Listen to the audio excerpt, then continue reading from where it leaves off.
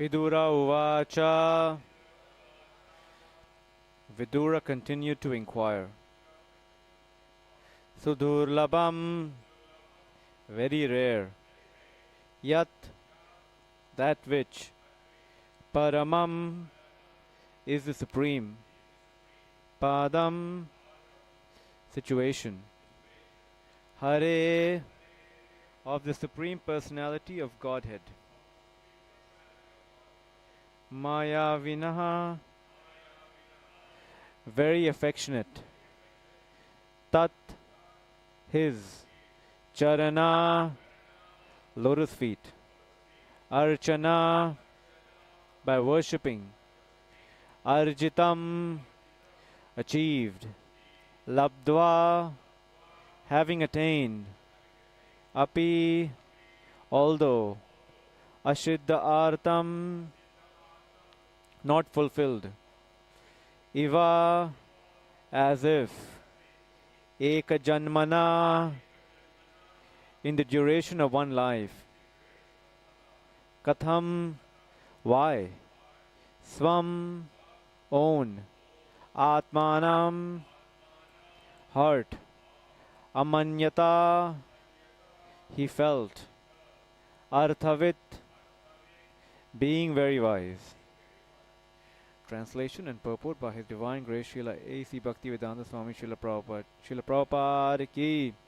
Translation. Sri Vidura inquired, my dear Brahmana, the abode of the Lord is very difficult to attain.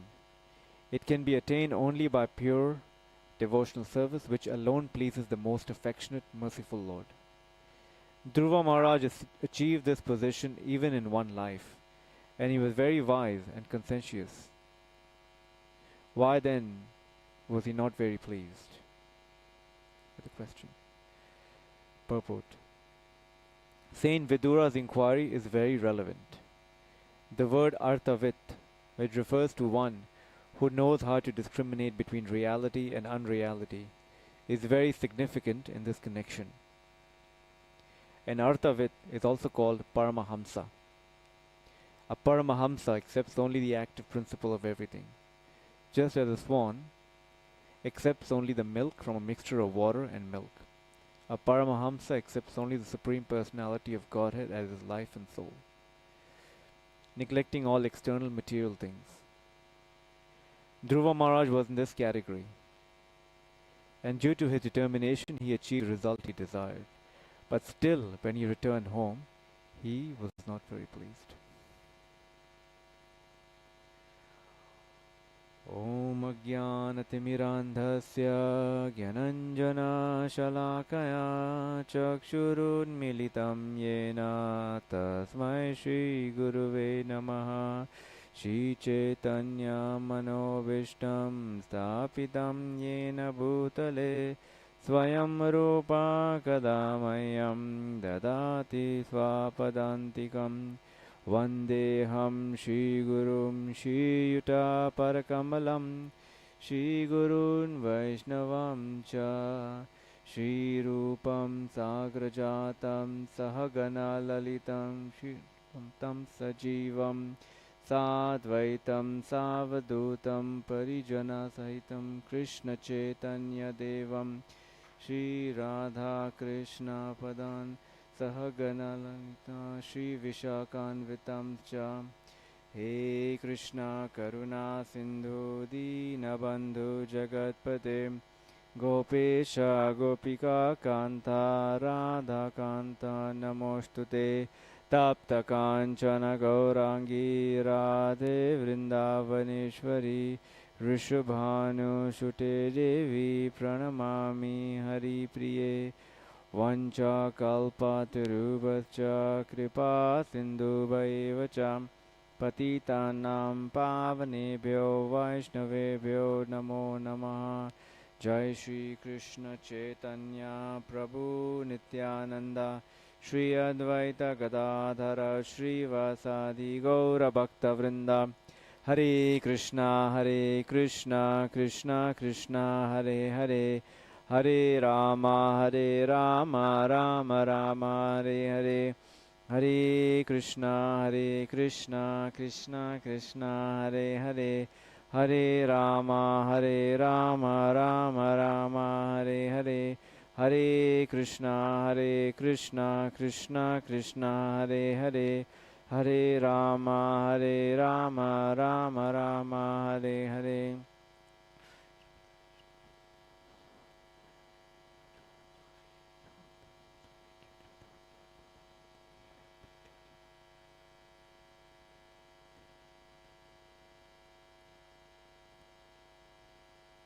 Hare Krishna. Thank you again.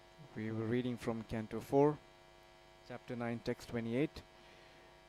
I'll read the translation. Sri Vidura inquired, My dear Brahmana, the abode of the Lord is very difficult to attain. It can be attained only by pure devotional service, which alone pleases the most affectionate and merciful Lord. Dhruva Maharaj achieved this position even in one life, and he was very wise and conscientious. Why then was he not very pleased?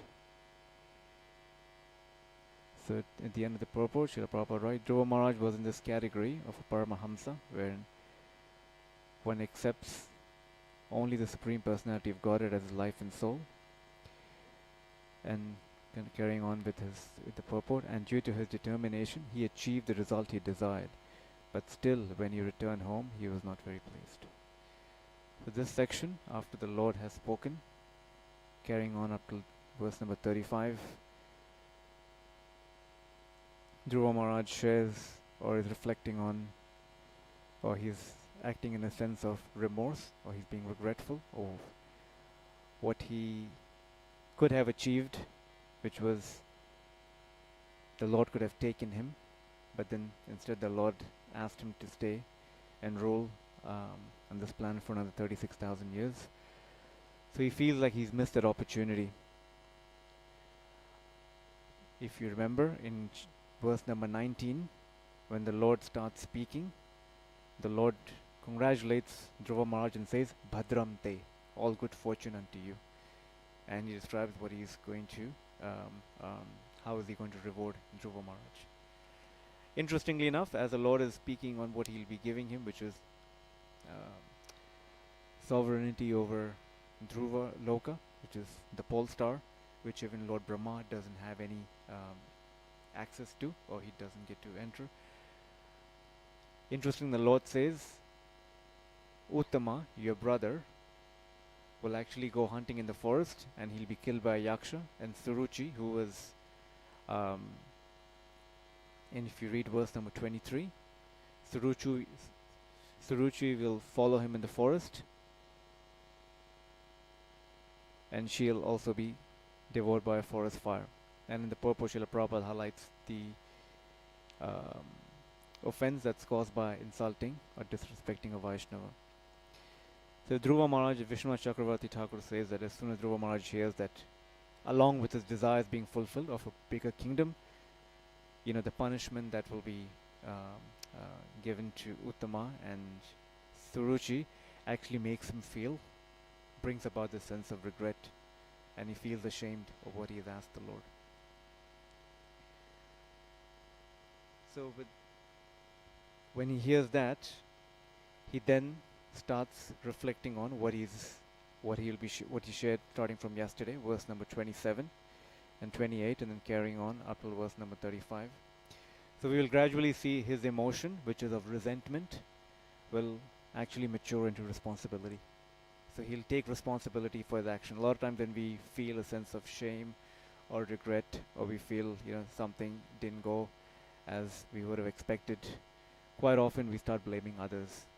But here, in the following verses, we'll see how he'll first start off by maybe the demigods may have plundered his intelligence, how it's other factors, but then he says actually it was me.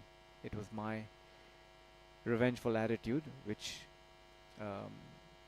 in the previous chapter we see when he was first insulted by Suruchi, when he goes to Suniti, who's actually, who gives him such wise and advice. She starts off by saying, do not wish bad for anyone, because those who are actually causing pain to you are actually suffering from that same pain. And then she goes on to say, um, any suffering that we are going through at the moment is a result of our past karma. So in that way, we shouldn't be vengeful towards anyone. So that's Suniti, but Dhruva just takes, but then she realized that this is not helping. Then she advises him to go to the forest and take shelter of Lord Vishnu, because Lord Vishnu's affection is, what does she say in terms of his affection? How does she compare that to her affection? A million times, his affection surpasses the affection of a million mothers. So she tells him, please go and take shelter of Lord Vishnu in the forest. So he goes on, and then when he meets Narada Muni, Narada Muni also um, tries to dissuade him from his, from his determination to practice austerities, and he tells him that, you know, um, he gives him how should one relate to different kinds of people, someone who's not as fortunate as you, someone who's on an equal level, and someone who's more advanced. Even then, Dhruva Maharaj doesn't actually, and then finally Narada Muni says, go back home, come back when you're a bit more older. Dhruva Maharaj rejects that advice too, and then he carries on with his austerities. So Dhruva Maharaj feels that because he didn't heed to the instructions that were given to him by his mother, by his guru Narada Muni, eventually when he's had darshan of the Lord, there's a famous verse where he says, it was as though I was asking broken pieces of glass. Or as it said early on, where later on he'll say that some few broken grains of husked rice. So this, of course, on another note, there's another pastime in the Bhagavatam, if many of us here have heard of, or if not have heard of, is the story of King Pururava in the 9th canto. King Pururava is infatuated in the association of Urvashi. He's a king and he's powerful and he's controlled the senses, but the time he gets enchanted by Urvashi, he desires her association, and he has union with her. At one given point in time, she leaves him because he breaks one of the conditions of her, of being able to associate with her. And then he's so maddened by separation that actually he starts worshipping Lord Vishnu. And when he worships Lord Vishnu, he performs the yagya, because that was Treta Yuga, and in that age, the practice of perfection, or the means of perfection, was the performance of yagya. So he performs the yagya, and actually Lord Vishnu appears in that yagya. And then Lord Vishnu asks him, what do you want? But he's had darshan of Lord Vishnu, and because in his mind he's so attached to Urvashi that he says, please allow me to associate with Urvashi. Then Lord Vishnu departs, and then he goes and stays on the same planet as Urvashi is actually staying. So now, what happens with Pururava later? Right? Pururava, that's the 9th canto. It is the 9th canto with the section of Pururava ends where he actually moves on, he goes and resides on the same planet as Urvashi. But in the 11th canto, we find a section called the Aila Gita, which is prayers by King Pururava. And in that, he condemns his, again, this is Dhruva Maharaj, even though by his actions he was performing austerities, and he glorifies the Lord with such beautiful prayers. But there, when Pururava has the association of Urvashi, when she tells him of the fickle nature of how what he's asking for is actually so fleeting, then he realizes what he has done, and then he starts to lament on how I was actually chasing after things, objects of this world, and they gave me no pleasure, and now I had the association of Lord, but I couldn't fully appreciate what he had. So in the end, he too achieves the opportunity to serve the Lord. So what I'm trying to get to is that, or what the Bhagavatam is telling, that darshan of the Lord doesn't go in vain. So whenever the Lord, especially Lord Vishnu, uh, whenever he fulfills a desire, or Radha Gopinath, whenever they fulfill a desire, any desire that it may be, they fulfill it in such a way that we will never ask for it again. So the famous verse in the second canto, Akama Sarva Kamaka, Moksha Kama Dharati, Tivrena Bhakti Yoga, Tajeta, Karivaram. Whether one has any material desires or no desires, one should actually serve, one should actually worship Lord Vishnu. There's a funny story of Srila Prabhupada. It happened in India. There was a devotee who later on became a disciple of Srila Prabhupada. He had, prior to him coming to Krishna consciousness, he was actually a thief. So he had seen a photo of Srila Prabhupada in one of the newspapers of Srila Prabhupada wearing a Rolex watch. So he had this desire, okay, maybe if I come close to the Swami, I can steal his watch. So he actually came and he joined the temple, and they said that Srila Prabhupada will actually be here in a couple of days. So he said, okay. But they said, you can't just stay here, you have to do some service. So he started doing some service. So that period of Srila Prabhupada arriving at the temple was 2 days, but then it got extended by a week. So every day he was doing service, he was associating with devotees, and he was actually very sincere.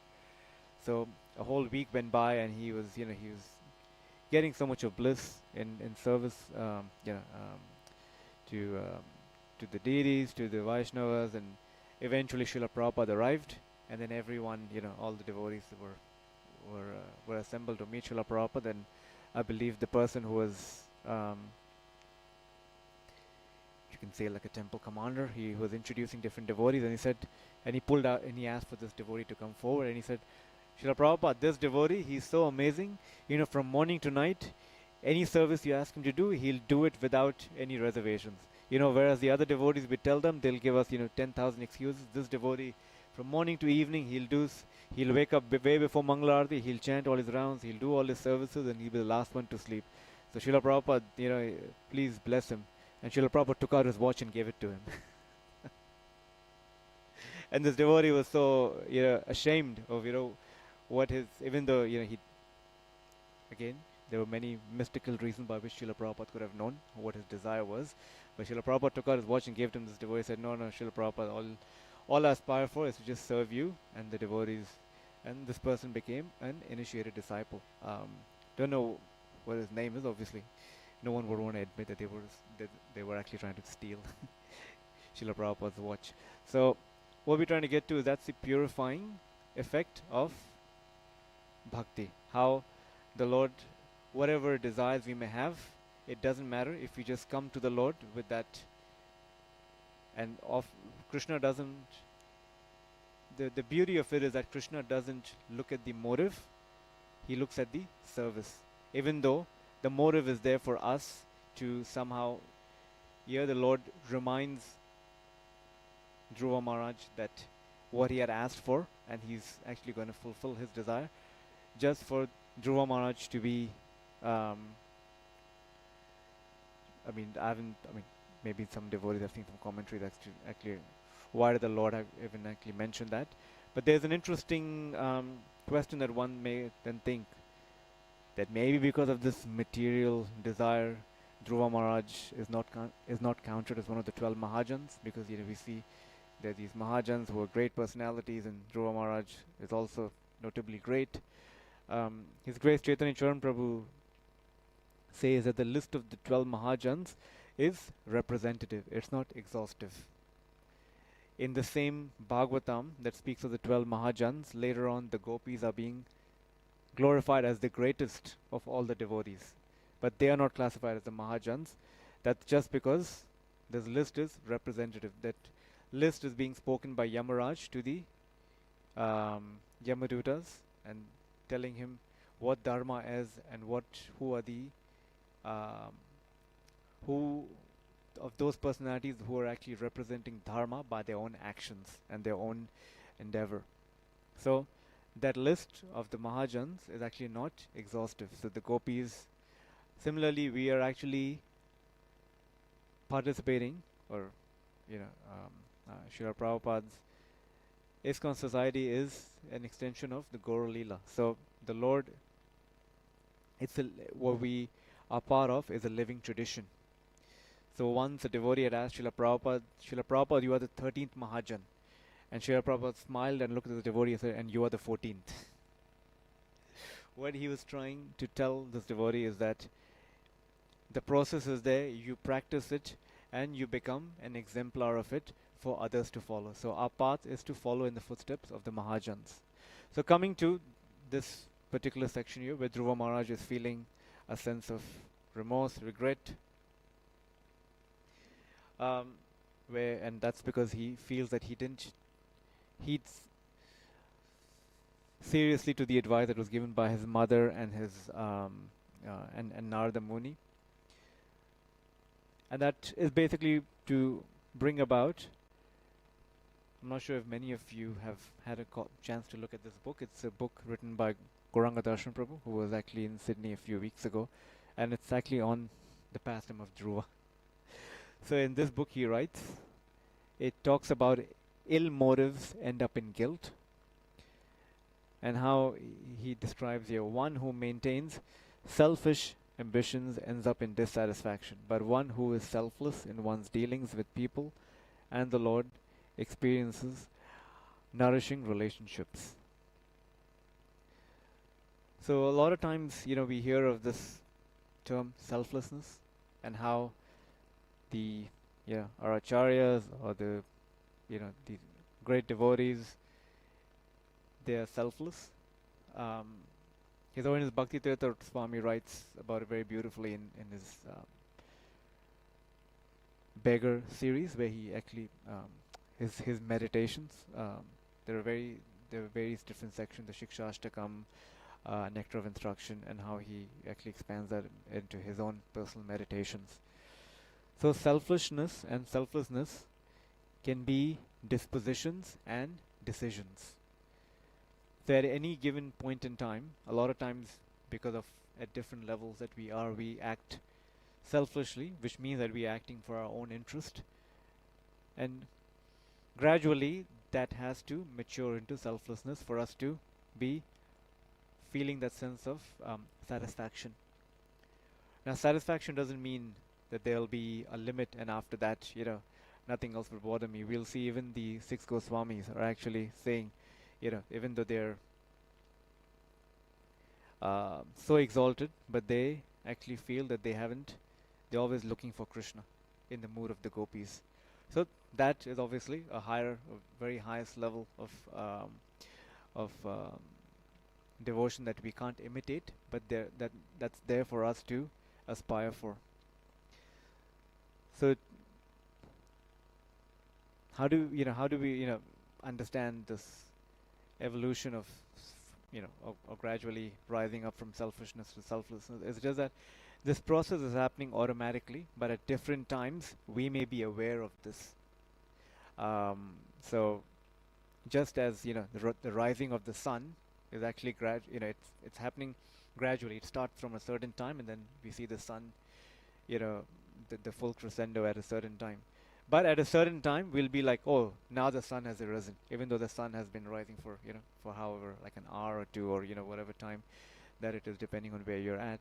So similarly, if we are practicing bhakti yoga, it's not that we are 100% selfish, because in practice of bhakti yoga, we are following rules and regulations, which is gradually taking away that chunk of selfishness, and we are becoming selfless. So that is a consideration that so we have to endeavor. Endeavor has to be there. It's not that our endeavor alone will bring all the results. Srila Prabhupada was once walking with some disciples, and he came across a lake in which there were a lot of ducks that were just walking. And he was just passing, I think it was rice or something, to the duck that was quacking the most. And when the disciple asked him, Srila Prabhupada, why is that so? And he said that, see, this amongst all these ducks, the one that's making the most noise, it's not that his voice is bringing about food or is actually making me, give him more food. It's just that by this, mm, by him making that noise, he or she is highlighting their eagerness for attention or eagerness. So we have to be eager for Krishna's mercy. We have to make that endeavor. By that endeavor, we're telling Krishna, this is what we are doing for you, and we can do more, but please help us in intensifying our service to you. And that actually attracts Krishna. So the endeavor has to be there. And we find, obviously, in the life of Srila Prabhupada, it, uh, it is said that Srila Prabhupada would travel from continent to continent. He would stay up in the early hours of the night. He would actually practically not even sleep at times, just translating his Bhagavatam, just showing to us how important, or showing, because his spiritual master, Bhakti Siddhanta Saraswati Thakur, had actually given him the instruction to print and distribute books, and Srila Prabhupada took that instruction to heart and he lived it fully, even to the point that even the hours before, the moment before he was leaving, he was actually translating. So this endeavor is what actually pleases Krishna, because by that endeavor we're telling Krishna, we're telling Radha Gopinath that, my Lord, by endeavor means our ability, and you're giving us this ability to glorify you, to serve you, so please accept this. And the Lord is reciprocal. So Krishna is neither partial, he's reciprocal. That means he reciprocates with our desires.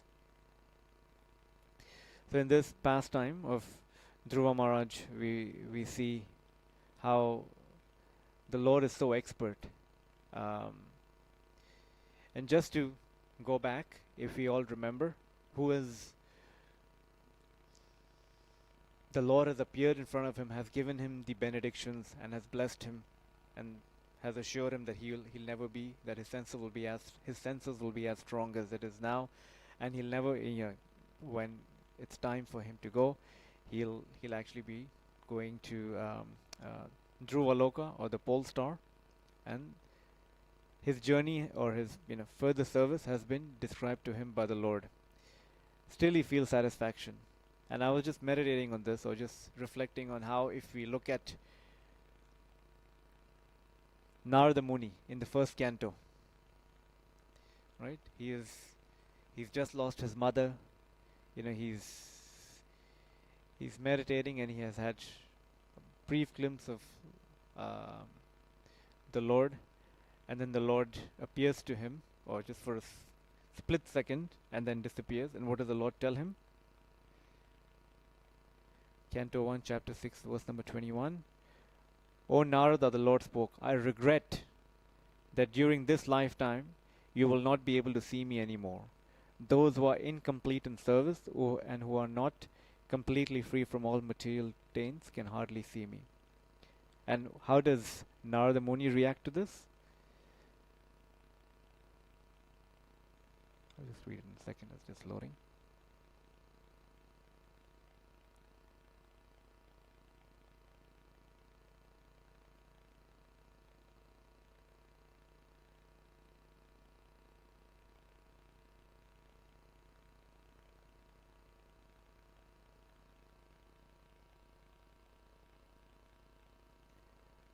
Then that supreme authority, that this is Narada Muni, personified by sound and unseen by eyes, but most wonderful, stopped speaking. Feeling a sense of gratitude, I offered my obeisances unto him, bowing my head. Thus I began chanting the holy name and fame of the Lord by repeated recitation, ignoring all the formalities of the material world. Such chanting and remembering of the transcendental pastime of the Lord are benedictory. So doing, I traveled all over the earth, fully satisfied, humble, and unenvious. So, these great personalities are teaching us on how to feel a sense of gratitude in every situation that the Lord gives us. And even though, like I said earlier, we don't imitate, but we follow. And what we follow is that we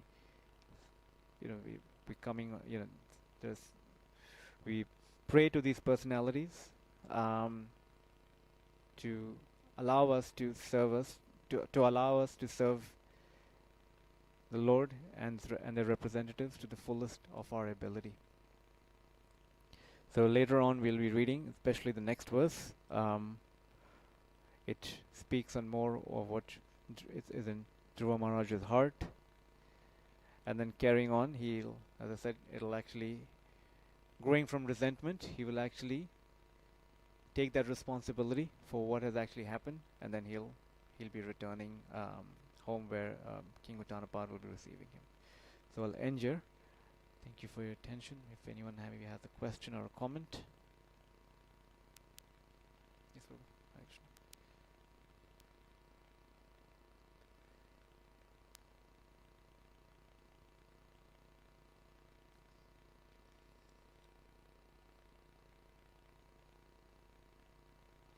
Yeah, so bhakti is not stagnant, it's dynamic. Right? It's active, which means that at every given moment, for example, Srila Prabhupada being, a Mahabhagavat, when he would be walking in Mayapur, sometimes some devotees would be like, he just stop, and and people would be thinking maybe he's thinking on, Lord Chaitanya's pastimes there, but he would actually just go there and turn off the tap that was, left open without any, someone may have forgotten about it, but he's actually seeing everything as Krishna's energy. So that active principle just means the act of seeing Krishna everywhere, or Krishna's energies everywhere, and seeing everything in service to the Lord. And by doing so, that is how they're actually seeing it as being an active principle. Because bhakti is not dynamic. It's not stagnant. It's dynamic. There's constantly. Once I heard that, I think, believe from Abhishek Prabhu, and he was describing, obviously we have Kanishta, Madhyam, and Uttama, and he said that a Madhyama, someone on the Madhyama platform, is greedy or is just hungry. He's like the very word. If you look at it, one of the commentators said it's actually hungry. They're hungry for association. They're hungry for service. They're hungry for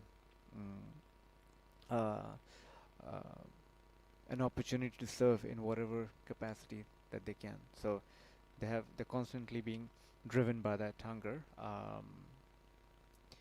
to engage in devotional service. Anything else? Thank you very much. Granth Srimad Bhagavatam ki, Srila Prabhupada ki, Nitai Go Premanande, Gaur Bhakta Vrinda ki.